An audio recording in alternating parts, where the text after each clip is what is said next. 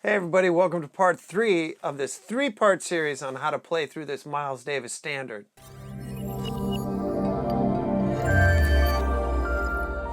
Hey everybody, my name is Jeff Lewis, and in my book Playing the Changes, I have outlined that this song is really just in 4 different keys.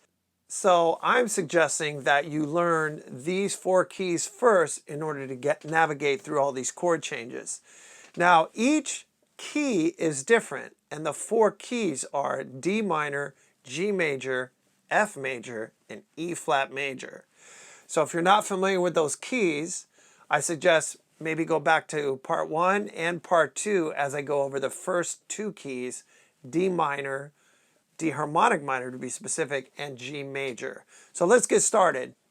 Today we're going to go over the 2-5-1 in the key of F. So that's G minor 7 to C7 to F major. So if you're not already really familiar with F major, let's do that now. I suggest playing these 2 patterns. Now, if you get really comfortable with these 2 patterns, I suggest getting Scales for Jazz Improvisation. It's available on my website. It's free, the one in C, so if you want to just transpose that to your key, great. Otherwise, you can get the other one that's in all 12 keys. So let's get familiar with the key of F with these 2 patterns right now. The first pattern I'm going to call the scale pattern.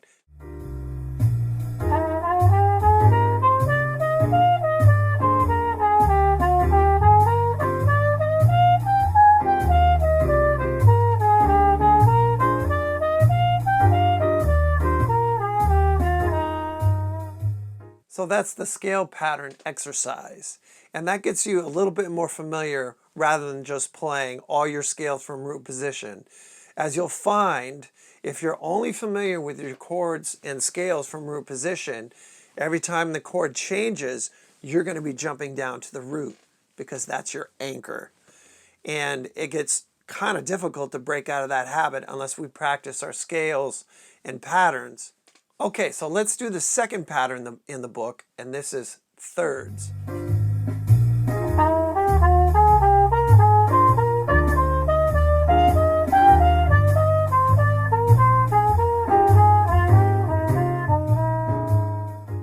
So now that you've played a couple patterns in the key of F, hopefully it's getting a little easier to navigate through this key.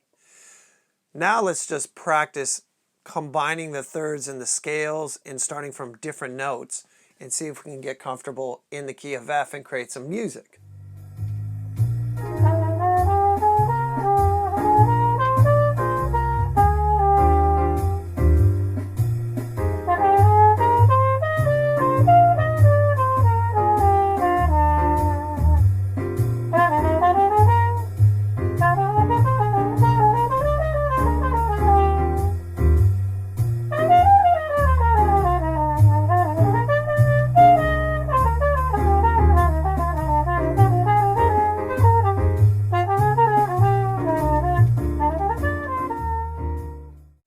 All right, so that's just kind of me random, just coming up with melodies and whatnot. All right, I am using some scale patterns. I am familiar with this key, and it becomes a little bit less stiff when you've practiced through some patterns quite a bit. All right, so if you've checked out part 1 and part 2, you already know the D harmonic minor, you know the G major, and now you know the F major. So what I would suggest doing is let's highlight those chord changes, the D minor major 7, the A minor, D7, and G major, and now through the G minor, the C7, and the F, and see if we can just navigate through those 3 key centers before we get to the very end, which is going to be an E flat. Now at first it might be difficult to keep your place. You may be getting lost. You can't hear the chords change as they change. You don't know where you are in the tune. And this is another real benefit of playing with the iReal Pro, because the iReal Pro has that little yellow box. And I'm going to show you on the screen so that you can follow along.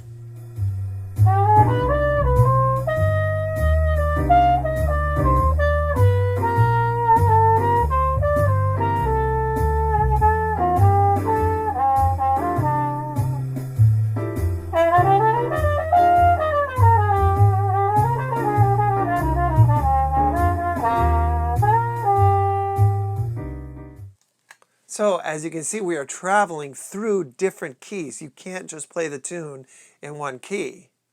Well, I guess you could, but it's going to sound funky. You're going to hit a lot of clunkers, right? And some sour notes. Although in jazz, sour notes aren't always bad. They can be a contributor to tension and release. But that'll be a subject for another video.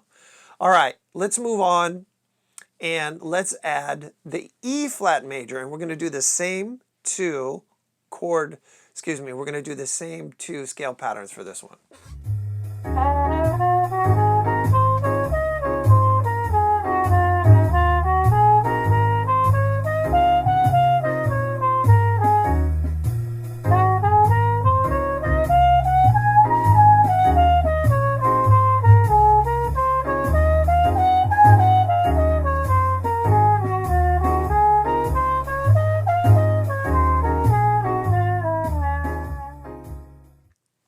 As you can see, I altered the scale pattern a little bit in this to follow the 2-5-1, the F minor to the B flat 7 to the E flat major. And this is what I'm highlighting in the iReal Pro, as you can see. Okay, so now let's keep going. We're going to play a scale pattern in thirds.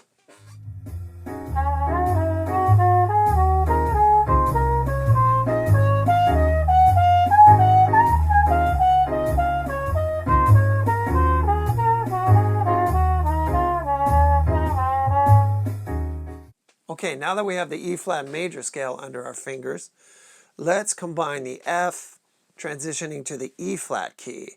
So the G minor, C7, F major to the F minor, B flat, E flat major. And let's just make sure we can get that transition smoothly. You want to also make sure that your tempo is comfortable. That's the other cool thing about the iReal Pro is you can change the tempo. Once you get comfortable, speed it up. If it's too fast and you feel like you're trying to catch up and you're stumbling, slow it down.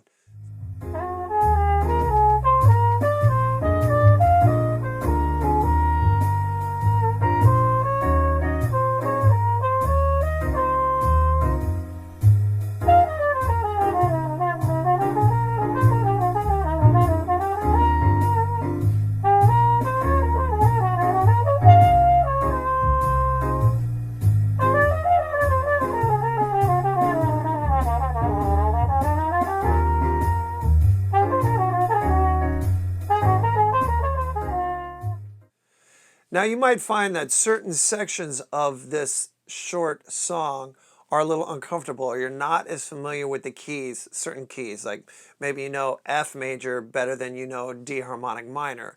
So spend a little bit more time with those keys that you're weakest in. Also, if you have a problem transitioning from one key to another, isolate that on the iReal Pro and make sure you can make that transition smoothly. One last thing here, when you are isolating the G minor 7 to the C7 to the F major, that's a 3-measure phrase. And then there's 2 more bars, the F minor to the B flat 7 to the E flat major. So it's an odd bar phrase. It's literally 5 measures, so it might feel kind of awkward. That's why I suggest at first looking at the iReal Pro. Also, you want to memorize these scales and patterns and other patterns as soon as possible, because you obviously can't be looking at notes when you're trying to improvise. You're creating melodies, you're creating your own music, and I think by looking, it's going to be a huge distraction. It's okay to look at the changes for now, and then eventually you want to memorize the changes as well. And by the way, if you've come this far on video 3, you're way ahead of the curve. So thank you for sticking with me, and I hope this has been a helpful tutorial. So now let's add the final 2-5 to the 2-5-1 that gets us back in the key of D minor. So that 2-5 is an E minor 7 flat 5 to an A7 flat 9. Just to be clear, E half diminished is the same as E minor 7 flat 5. And the chord, the scale we're going to use to navigate through those 2 chords is once again the D harmonic minor. So the D harmonic minor gets us from the E minor to the the E minor 7 flat 5 to the A7 flat 9 to the D minor major 7. One scale hits all three of those chords.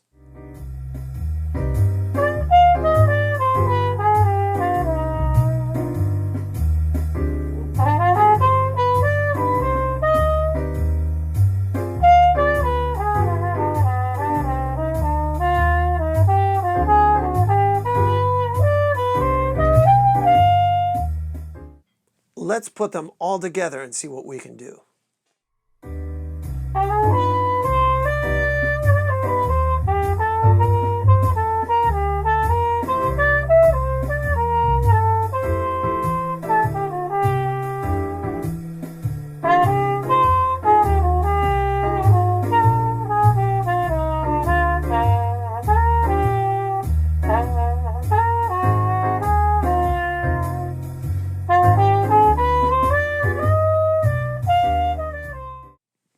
Simple ideas, nothing fancy. I'm just trying to play in the key of the chords as they change. Not too fast, very comfortable. Take it one step at a time. I hope you found this tutorial helpful. I've had a tremendous response to this particular book, and I appreciate all of you that have got the book and checked out all of these videos and have been supporting me for these last 4 years. I can't believe it's been 4 years already. So if you have any questions, comments, please comment in the section below and I will definitely get back to you if you have questions about chord changes or this and that and the other thing. Okay? Take your time with this because it can get frustrating, it can get overwhelming. That's why I'm going to suggest playing little sections at a time and building your vocabulary one step at a time as if you're learning a new language. All right, thanks for checking this out and we'll catch you in the next video.